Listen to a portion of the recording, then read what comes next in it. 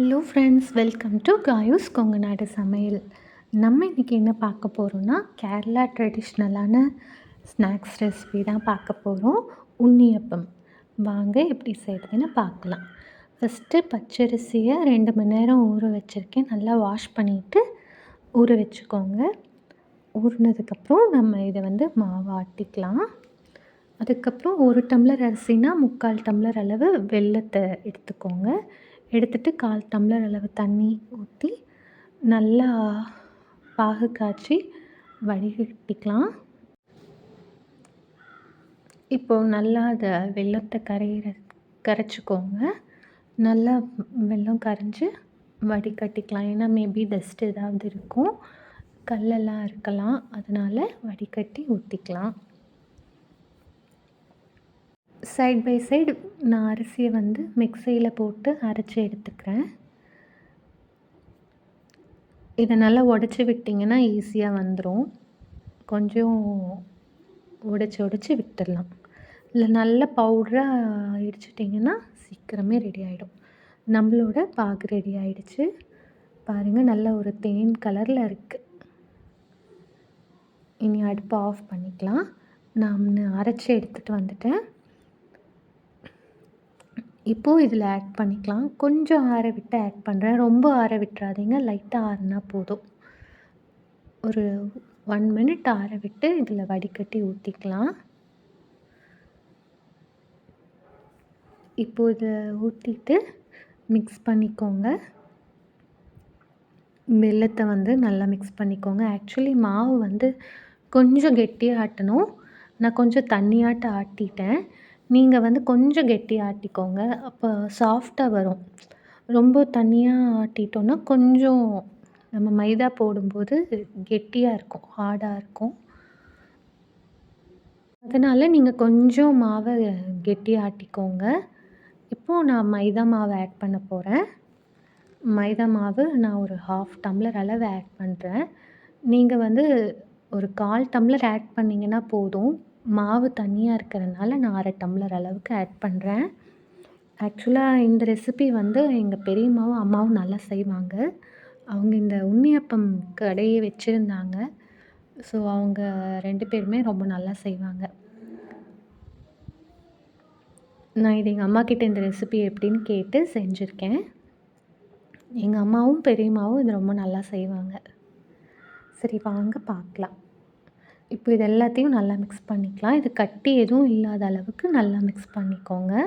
இல்லை பிளெண்டர் இருந்ததுன்னா நல்லா பிளெண்டரில் பீட் பண்ணிங்கன்னா இந்த கட்டியெல்லாம் போயிடும். இப்போது இதில் ஒரு பிஞ்ச் பேக்கிங் சோடா ஆட் பண்ணிக்கோங்க. அது ஆக்சுவலி கம்பல்சரி கிடையாது. நீங்கள் வேண்டாட்டி இதை ஸ்கிப் கூட பண்ணிடலாம். இது ஒரு சாஃப்ட்னஸ்க்காக.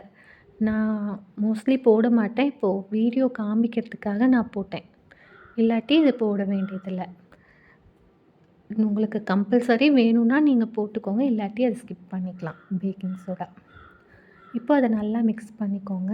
இது புளிக்கணும். இப்போ இதை வச்சுட்டு இன்றைக்கி காலையில் தான் நான் ஊற்ற போகிறேன். பாருங்கள், மாவு நல்லா புளிச்சு வந்தாச்சு. தெரியுதுங்களா? மாவு புளிச்சதுக்கப்புறம் தான் ஊற்றணும். மாவு புளிக்காமல் ஊற்றாதீங்க. இந்த மாதிரி மாவு புளிச்சு வந்ததுக்கப்புறம் ஊற்றுங்க. இப்போ அதில் ஒரு பிஞ்சு ஏலக்காய் தூள் ஆட் பண்ணிக்கலாம். கொஞ்சமாக எள் ஆட் பண்ணிக்கலாம். அம்மா சம்டைம்ஸ் தேங்காவை கட் பண்ணி தேங்காய் எண்ணெயில் போட்டும் செய்வாங்க. நான் இன்றைக்கி இப்படியே செஞ்சு காமிக்கிறேன். உங்களுக்கு இதில் தேங்காய் சேர்க்கணுன்னா நீங்கள் தேங்காய் சேர்த்துக்கோங்க. இந்த மாதிரி கன்சிஸ்டன்சி இருக்கணும். இப்போது நம்ம பணியாரக்கல்லில் ஆயில் ஊற்றி இதை சுட்டு எடுத்துக்கலாம். இது உண்ணியப்பம் கல் இன்னும் கொஞ்சம் குழியாக இருந்தால் ரொம்ப நல்லாயிருக்கும். என்கிட்ட இந்த நார்மல் பணியாரக்கல் தான் இருக்குது. ஸோ நான் அதிலேயே ஊற்றுறேன். இதுக்குன்னு உண்ணியப்பத்துக்குன்னே கல் கொஞ்சம் குழி ஜாஸ்தியாக இருக்கும். அதில் ஊற்றுவாங்க. அதில் ஊற்றும்போது உங்களுக்கு இன்னும் சைஸ் பெருசாக வரும். இது நார்மல் வீட்டில் வச்சுருக்க சைஸ் தான். கொஞ்சம் சின்னதாக தான் இருக்கும். அதனால் நீங்கள் அதை நோட் பண்ணிக்கோங்க. இது கொஞ்சம் சின்ன கல் தான். நார்மல் நம்ம வீட்டில் வச்சுருக்க அந்த கல் தான் இது. நம்ம ஒன்று ஒன்றா போட்டு எடுத்துக்கலாம். இதுக்கு ஃபஸ்ட்டு கொஞ்சம் ஆயில் ஜாஸ்தியாக ஊற்றுவாங்க. நம்ம நார்மலாக இவ்வளோ ஆயில் ஆட் பண்ண மாட்டோம். பட் இதுக்கு ஆயில் கொஞ்சம் ஜாஸ்தியாக தான் இருக்கும். இப்போது ஒன்று ஒன்றா வேக வச்சு எடுத்தோன்னா நம்மளோட உண்ணியப்பம் ரெடி. இதுக்கு நான் இப்போ சாதாரண ஆயில்ல தான் செஞ்சேன். நீங்க வேணும்னா தேங்காய் எண்ணெயிலயோ, இல்ல கீலயோ நீங்க உங்களுக்கு எது வேணுமோ அதில செஞ்சுக்கலாம். நான் இப்போ நார்மலான ஆயில்ல தான் செஞ்சேன். இப்போ நம்மளோட உண்ணியப்பம் ரெடி. இப்போ பேட்சா அடுத்த செட்டு நான் போட்டு எடுத்து காமிக்கிறேன். பாருங்க ரொம்ப நெறைய ஊத்திராதீங்க. இது நல்லா பொங்கி வரும். அப்போ பெர்ஃபெக்ட்டா இருக்காது. கொஞ்சம் கொஞ்சமாவே ஊத்தலாம் மாவு. இந்த அளவு ஊத்திக்கோங்க. ஏன்னா பொங்கும். நம்ம சோடா ஆட் பண்ணியிருக்கோம் இல்லைங்களா? அதனால பொங்கும். நார்மலாவே பொங்கும். அதனால பார்த்து ஆட் பண்ணிக்கோங்க. இப்போ சிம்லயே வச்சு நல்லா வேக வைங்க. ரொம்ப ஹை ஃப்ளேம்ல வச்சுறாதீங்க. ஏன்னா வெல்லம் போட்டிருக்கிறதுனால சீக்கிரமா நல்லா கலர் பிளாக் ஆயிடும். அதனால சிம்ல வச்சு பண்ணுங்க. கொஞ்சம் வேகுற வரைக்கும் பொறுமையா வெயிட் பண்ணி ஆட் பண்ணுங்க. உங்ககிட்ட அந்த உண்ணியப்பம் கல் இருந்ததுன்னா, அதிலேயே கூட நீங்க செய்யலாம். அது வந்து நல்லா பெருசா வரும். நீங்க தேங்காய் வேணும்னா கூட ஆட் பண்ணிக்கலாம். தேங்காய் வந்து குட்டி குட்டியா கட் பண்ணிட்டு, கீல இல்லாட்டி தேங்காய் எண்ணெயில நல்லா ஃப்ரை பண்ணி இதில ஆட் பண்ணிங்கன்னா, அதுவும் இன்னும் ரொம்ப டேஸ்டியா இருக்கும். அது கடிக்கும்போது இன்னும் நல்லா டேஸ்டியா இருக்கும். அது கூட நீங்க பண்ணலாம். ஓகே. இப்போ வெந்துருச்சு. நான் திருப்பி திருப்பி திருப்பி திருப்பி வேக வைக்க போறேன்.